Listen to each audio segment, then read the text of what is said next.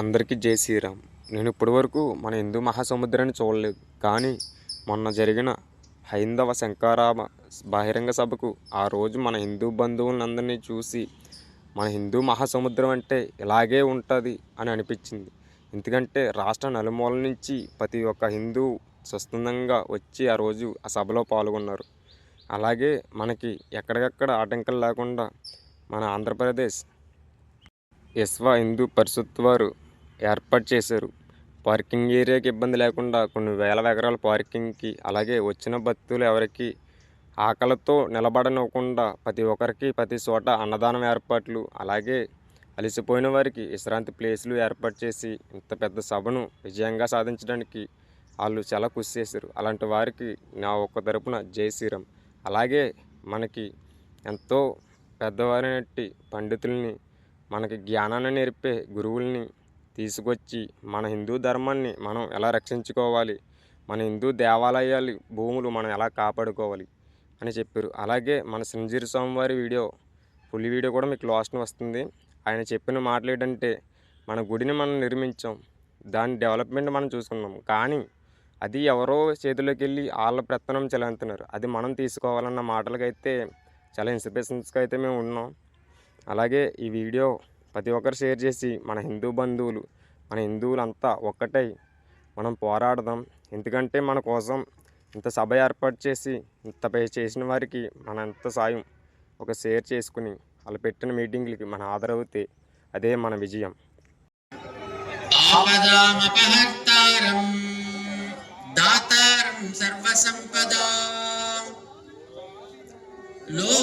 లోకాభిరామం శ్రీరామం భూయో భూయో నమామ్యహం.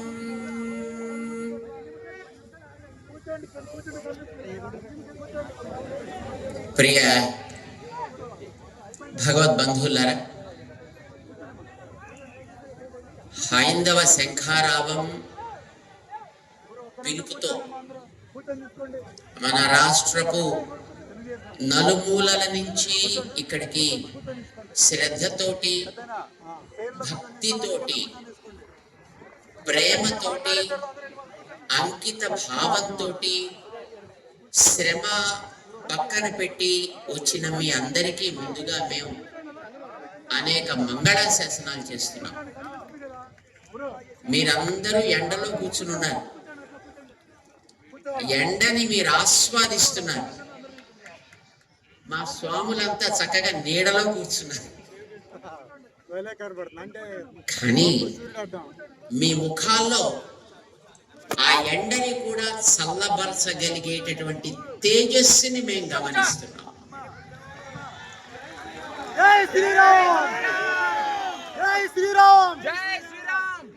ఆలయాల మీద మీకుండే ప్రేమ,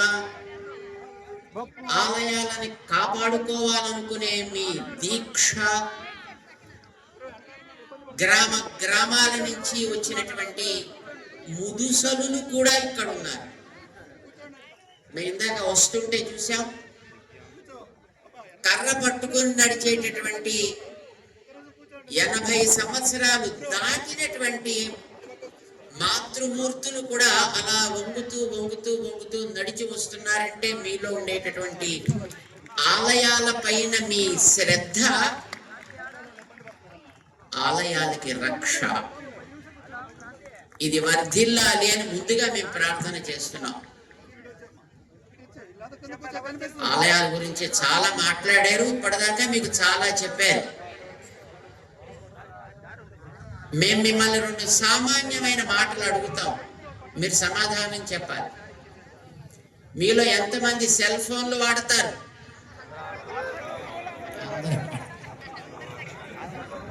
సెల్ ఫోన్ కొంతసేపు వాడిన తర్వాత ఏం చేయాల్సి వస్తుంది? దానికి మళ్ళీ రీఛార్జ్ చేయాలి. చెయ్యకపోతే సెల్ ఫోన్ పనిచేస్తుందా? సెల్ ఫోన్ లేకపోతే మన రోజు గడుస్తుందా? ఏది కట్టాలన్నా, ఏది పెట్టాలన్నా లేచినప్పటి నుంచి రాత్రి పడుకునేదాకా పడుకున్నప్పటి నుంచి మళ్ళీ తెల్లారగట్ట లేచేదాకా సెల్ ఫోన్ మీద ఆధారపడ్డ బతుకులు మనవి, అవునా కదా? మరి ఆ సెల్ ఫోన్ రీఛార్జ్ చేసుకోవాలా వద్దా? చేసుకోవాలంటే సెల్ ఫోన్ ఎక్కడ పెట్టాలి? ఎక్కడో ఒక పాయింట్ లో పెట్టాలి కదా. ఆ పాయింట్ పెర్ఫెక్ట్ గా ఉండాలా వద్దా? వంకర టింకర కనెక్షన్స్ ఉంటే అది పనిచేస్తుందా? పనిచే మన శరీరమే ఒక సెల్ ఫోన్ అనుకో, మన జీవితమే ఒక సెల్ ఫోన్ జీవితం.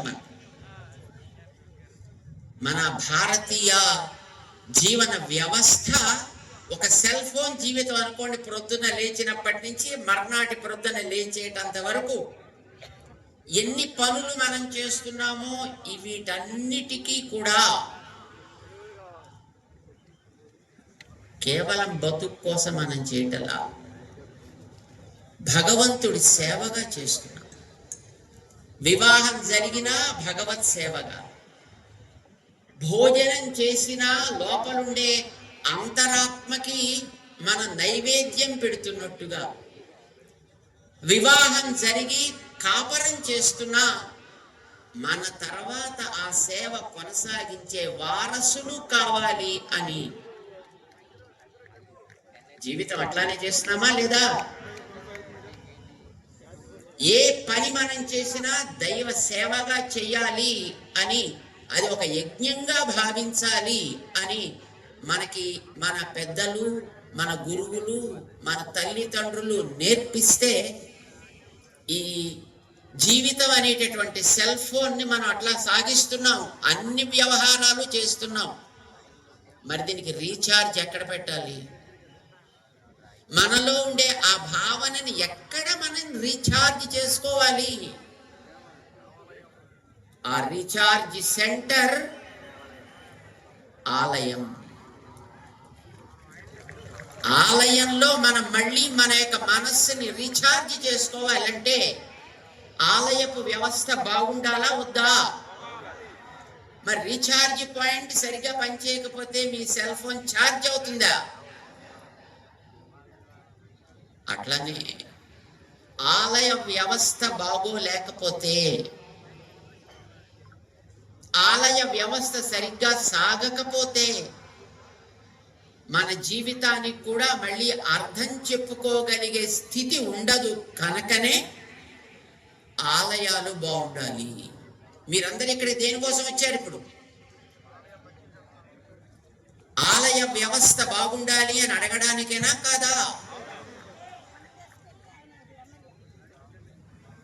ఇది బాగుండాలి అనే గతంలో మహారాజులు ఆలయాలు కట్టినప్పుడు, జమీందారులు ఆలయాలు కట్టినప్పుడు వాటికి వందల ఎకరాల భూములిచ్చి, లక్షలు ఖరీదు చేసే ఆభరణాలిచ్చి, వాటి పోషణకి ఎంతెంతో పెద్ద పెద్ద వ్యవస్థని చేశారు. ఎందుకనంటే ఆ వ్యవస్థతోటి ఆలయం బాగా సాగితే ఆలయానికి వచ్చే మనందరి జీవితాలు సమర్థవంతం అవుతాయి. మన జీవితాల్లో మనం హాయిగా బ్రతకగలుగుతాం, సమాజం సుఖశాంతులతో ఉంటుంది అనే సంకల్పంతో ఒక్క మన రాష్ట్రంలోనే తీసుకుంటే సుమారు ఆలయాలకి 15 లక్షల ఎకరాల భూమి ఉంది ఉండేదిట. అది క్రమంగా ఐసుగడ్డ కరిగినట్టుగా డిపార్ట్మెంట్ల చేతుల్లోకి వెళ్ళిన తర్వాత కరిగి ఈ వేళకి ఒక 4.5 లక్షల ఎకరాలుగా మిగిలింది. అంటే ఎంత పోయింది? ఆలయాలకి చెందినటువంటి ఆస్తులు, ఆలయాలకి చెందిన భూములు, ఆలయాల్లో జరిగే ఆరాధనలు, ఆలయాలకు సంబంధించిన మనందరి యొక్క జీవితానికి కావలసిన నిర్ణయాలు ఎవరు చేయాలి? అసలు అవి ఏమిటో తెలియనటువంటి ఆఫీసుల్లో పనిచేసుకునే అధికారులు చేయాలా? ఎవరు చేయాలవి? అది అడగడానికి ఇప్పుడు మీరందరూ ఇక్కడికి వచ్చారు. అది ఎవరిని అడగాలో మీ అందరికీ తెలియాలని మన విశ్వ హిందూ పరిషత్ ఇక్కడ ఇంతమందిని సమావేశపరిచి ఇంతమంది పెద్దలని ఇక్కడికి తీసుకొచ్చి మీ అందరి ముందర ఇక్కడ కూర్చోబెట్టింది. మన రాష్ట్రంలో అన్ని మూలల నుంచి మిమ్మల్ని అందరినీ ఇక్కడికి తీసుకొచ్చిన కారణం ఎవరిని మనం అడగాలి, దాన్ని ఎవరి ద్వారా నడపాలి అనేది మీకు తెలియచేయడం కోసం.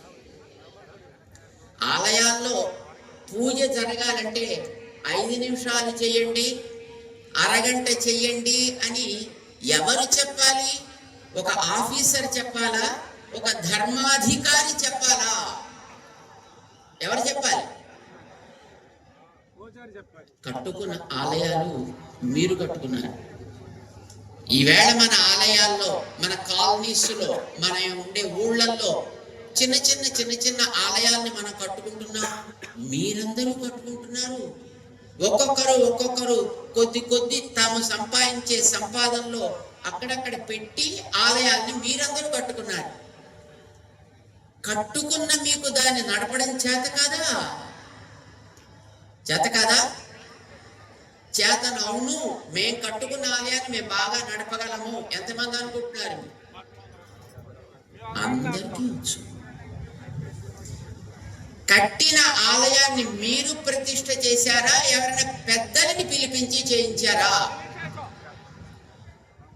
ఎవరో అయ్యగారు, ఎవరో ఒక స్వాములారు, ఎవరో ఒక సంప్రదాయపు పండితులు వాళ్ళేనా ప్రతిష్ఠ చేసింది? లేకపోతే మనమే చేసేసావా? పెద్దవాళ్ళు వచ్చి కదా చేశారు. ఆలయంలో జరిగే ఏ సేవైనా, ఆలయానికి చెందిన ఆస్తులైన, ఆలయానికి చెందిన ఆరాధనాది వ్యవస్థ అయినా, ఎవరు ఆయా ఆలయాలకి ప్రతిష్ఠాదులు జరిపి అక్కడ జరగవలసిన కార్యాలు ఇవి అని ఒక నిర్ణయం చేశారో, దానికి సంబంధించిన ఏ నియమ నిర్ణయాలైనా వాళ్ళ చెప్పు చేతల్లో ఉండాలే తప్ప ఆఫీసర్స్ చేతిలో ఉండకూడదు.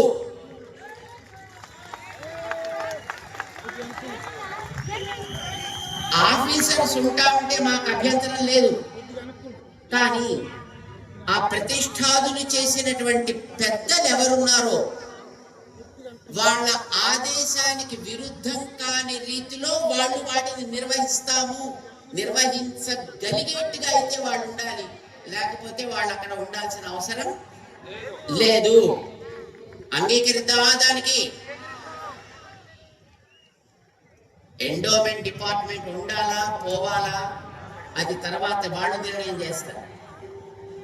కానీ ఇప్పుడు మనం కోరేది ఒకటే, ఏ ఆలయమైనా, అది చిన్న ఆలయమైనా, తిరుపతి లాంటి పెద్ద ఆలయమైనా, సింహాచలం లాంటి ఆలయమైనా, దుర్గా అమ్మవారి ఆలయం లాంటిదైనా, వేములవాడ లాంటి ఆలయం, ఏ ఆలయమైనా కానివ్వండి, ఆ ఆలయపు విధానం, ఆలయపు సంప్రదాయం, ఆలయపు పద్ధతి, అక్కడ ఆచారం, అక్కడ కట్టుబాట్లు వాళ్ళు చెబితే మనం అందరం వాటిని పాటిస్తున్నాం.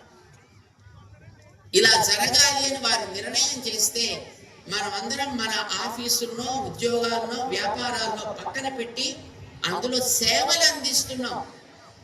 కుర్రవాళ్ళంతా అందులో ఎన్నెన్నో రకరకాలైనటువంటి ఉత్సవాలు చేస్తున్నారు. పెద్దలు చేసిన నిర్ణయానికి కట్టుబడి సమాజం అంతా దాంట్లో కట్టుబడి ఉండేటప్పుడు దానిని సక్రమంగా నిర్వహించడాని కోసమనే ఉండేటటువంటి ఆ ఎండోమెంట్ డిపార్ట్మెంట్లో ఉండే అధికారులు వాళ్ళకి ఏది అవసరమో దాన్ని చేయడానికి వాళ్ళు ఉండాలే తప్ప వాళ్ళు చేసేదాన్ని ఇది చేయకండి, అది చేయకండి, ఇలా చేయకండి, అలా చేయకండి అని చెప్పడానికి వాళ్ళకి అధికారం ఉండదు, ఉండకూడదు. ఒప్పుకుందామా దీన్ని? మీ ఆలయంలో ఉత్సవం 5 రోజులు జరగాలి అంటే ఆ జరగడానికి అక్కడ ఉండేటటువంటి పద్ధతిని ఎట్లా వినియోగించాలో దాన్ని పెద్దలు నిర్ణయం చేస్తే వాళ్ళని ఎగ్జిక్యూట్ చేయమని చెప్పండి, అమలు పరచమని చెప్పండి. అది దాటి వాళ్ళు చేయాల్సిన అవసరం లేదు. 1817లో ప్రారంభమైంది అసలు యాక్ట్. 1840లో దానికి ఒక స్వరూపాన్ని కల్పించి ఒక మేనేజ్మెంట్ కమిటీస్ దీంట్లో పెట్టుకోవచ్చును పెట్టారు. కానీ దురదృష్టం కొద్దీ ఈవేళ అలాంటి కమిటీలన్నీ రాజకీయ నాయకుల వల్ల వస్తున్నాయి. ఆఫీసర్లంతా బ్యూరోక్రటిక్ సిస్టంలో వస్తున్నారు. మొత్తానికి వీళ్ళు వాళ్ళు కలిపి దొందుకి దొందు అన్నట్టుగా ఆలయపు ఆస్తులని ఆలయపు ఆచారాలని కూడా పాడు చేస్తున్నారు. ఆస్తులన్నీ పోతున్నాయి. ఇందాక మన వారు లెక్కలు చెప్పారు. అక్కడ ఆధీనంలోకి మీరు తీసుకున్నప్పుడు ఇంత ఉండేది, ఇప్పటికి ఇంత అయింది, ఏం చేస్తున్నట్టు మీరు అని అడిగారు ఇందాక. అది వాస్తవం. మనం ఒక్క మాట జ్ఞాపకం పెట్టుకుని ఇక్కడి నుంచి ఇంటికి వెడదాం. మన ఆలయాలు, అది చిన్న గ్రామంలో చెట్టు కింద ఉండేటటువంటి ఓ అమ్మవారి సన్నిధి అయినా, ఎప్పటి నుంచో వందల సంవత్సరాలుగా వస్తుండేటటువంటి ఒక పెద్ద ఆలయమైనా, అక్కడ జరిగే ఆరాధనాది విధానాలని నిర్ణయం చేసేటటువంటి సంప్రదాయ ధార్మిక ఆచార్యులు పెద్దలు ఉన్నారు.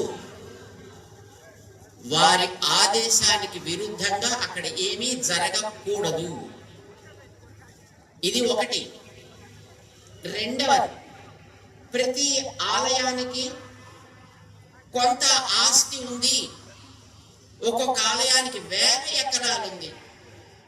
ఒక ఆలయానికి హుండీలో వచ్చే 4 డబ్బులు కావచ్చు. ఆ ఆస్తి ఈవేళ మనకి తరిగి కనిపిస్తోందంటే దాన్ని ఆక్రమించుకున్నటువంటి వాళ్ళు మధ్యలో ఎంతో మంది ఉన్నా 1996వ సంవత్సరంలో సుప్రీంకోర్టు ఒక నిర్ణయం చేసింది. ఆలయానికి చెందిన ఆస్తి ఎప్పుడు ఎక్కడ ఉన్నా, అది ఎన్ని చేతులు మారినా, అది తిరిగి ఆలయానికే చెందించబడుతుంది. ఆక్రమించిన వాళ్ళందరినీ కూడా పక్కకి తొలగించడం జరుగుతుంది అనేది సుప్రీంకోర్టు నిర్ణయం చేసి ఇచ్చింది. అది అమలు జరిపించాల్సిన బాధ్యత మనందరికీ ఉంది. ఎందుకంటే ఆలయాల మీద ఆధారపడ్డ వాళ్ళ మనమే. అందుచేత మనం కోరేది, ఆలయాల యొక్క ఆస్తులను ఎవరెవరు ఎక్కడెక్కడ ఎంతెంత ఆక్రమించుకున్నారో అవన్నీ మళ్ళీ తిరిగి ఆలయానికి వచ్చేట్టుగా చేయాలి. అడుగుదామా వద్దా? ఇది నెంబర్ 1. నెంబర్ 2, ఆలయాల్లో జరిగేటటువంటి ఏ ఆరాధన సమయాలు, ఆరాధనలో వాడే పదార్థాలు, ఆరాధనా సంబంధమైనటువంటి అంశాలని ఆయా ఆలయాలకు సంబంధించినటువంటి సంప్రదాయాన్ని, ఆగమాన్ని, పద్ధతిని తయారు చేసినటువంటి వ్యక్తులు ఎవరో వాళ్ళ ఆదేశానికి అతిక్రమించి ఏ అధికారి కూడా జరపడానికి వీల్లేదు.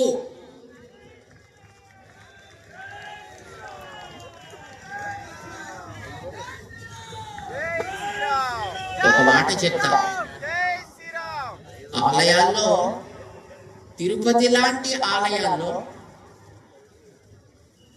అక్కడ ఉండేటటువంటి ఒక సభ్యుడో లేకపోతే చైర్మనో అధికారో పైసలు ఉన్న వాళ్ళ కోసం విఐపి దర్శనాలు పెట్టి, పైసలు లేని వాళ్ళకి రోజుల తరబడి వెయిట్ చేసేట్టు చేస్తే, ఆయన ఉండేటటువంటి కాలంలో 4.5 లక్షల మందికి విఐపి దర్శనాలు ఇచ్చారు.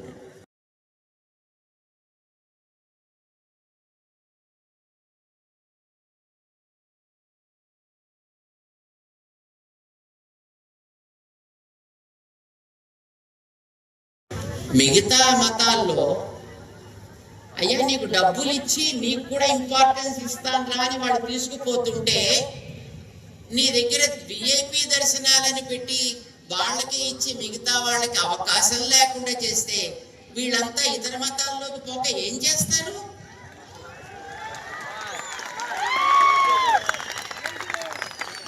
అంటే మీ డిపార్ట్మెంట్ లో ఉండేటటువంటి ట్రస్ట్ బోర్డ్ అండ్ ఆఫీసర్స్ ప్రత్యక్షంగా ఈ హైందవ ధర్మంలో ఉండే వాళ్ళందరినీ మత మార్పిడికి ప్రోత్సహిస్తున్నారు.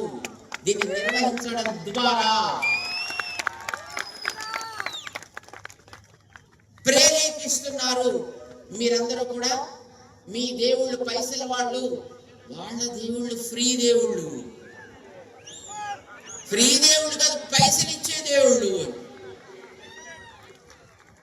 అందుకే అట్లాంటి ఆఫీసర్స్, అట్లాంటి ట్రస్టీస్ ఈ ఆలయాలకి పనికిరారు. మీరు ఉండదలుచుకుంటే ఆ ధర్మాచార్యులు, ఆలయ నిర్మాణాన్ని చేయించిన వాళ్ళు, ప్రతిష్ఠ చేయించిన వాళ్ళు, సంప్రదాయాన్ని పరిరక్షించేటటువంటి ఇలాంటి మహానుభావులు ఏ నిర్ణయం చేస్తారో, దానికి వచ్చే పైస ఎట్లా వాడాలో, ఏ సమయాల్లో చేయాలో, ఎంత చేయాలో, వారు చేసినటువంటి నిర్ణయాలని అమలు పరచగలిగే మనస్సుంటే, అమలు పరచగలిగే శ్రద్ధ ఉంటే మీరు కంటిన్యూ చేయండి. అది లేదు అని అనుకుంటే వెంటనే అక్కడి నుంచి పక్కకి వాళ్ళని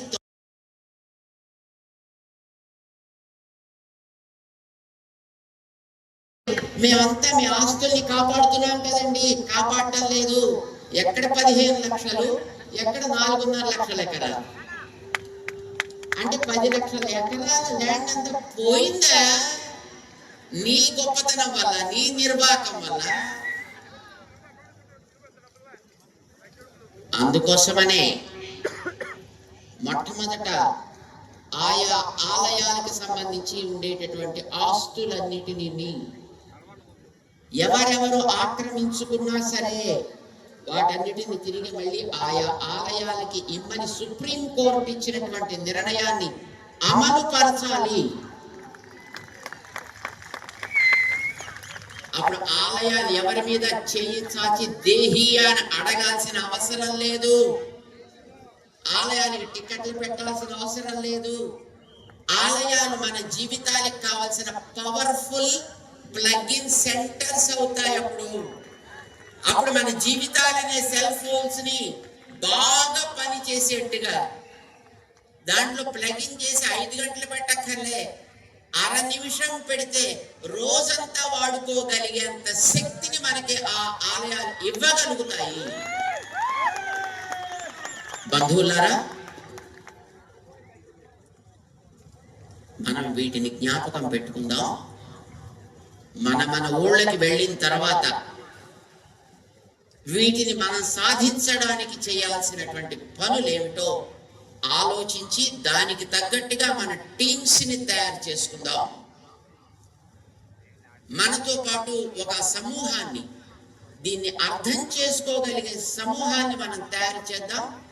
ఇవి జరపండి అని మనం అడుగుదాం.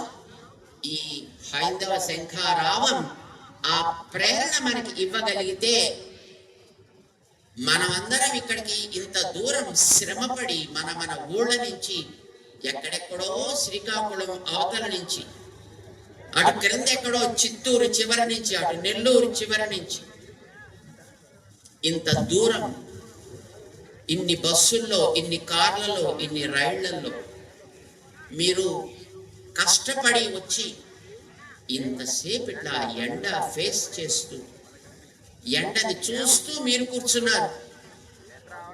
మీరు కూర్చున్నటువంటి ఆ శ్రమ, మీరు పడ్డటువంటి ఆ కష్టం మనం ఇక్కడి నుంచి వెళ్ళినప్పుడు తీసుకువెళ్ళే ఈ సందేశం ద్వారా సఫలం కావాలి. ఆ రకంగా మన ఆలయాలని మళ్ళీ పవర్ఫుల్ సెంటర్స్ గా మనం తయారు చేసుకోగలగాలి. అది చిన్న ఆలయం కావచ్చు, పెద్ద ఆలయం కావచ్చు, వాటి కోసం మనం కృషి చేద్దామా? అందరం సిద్ధమేనా? అందరూ రెడీ? మీ అందరికీ కూడా ఆ సంకల్పం దృఢమవ్వాలి, స్థిరమవ్వాలి. మన పెద్దలందరూ మనకి ఎప్పుడూ రక్షగా ఉండాలి అని ఆశిస్తూ జై శ్రీమన్నారాయణ.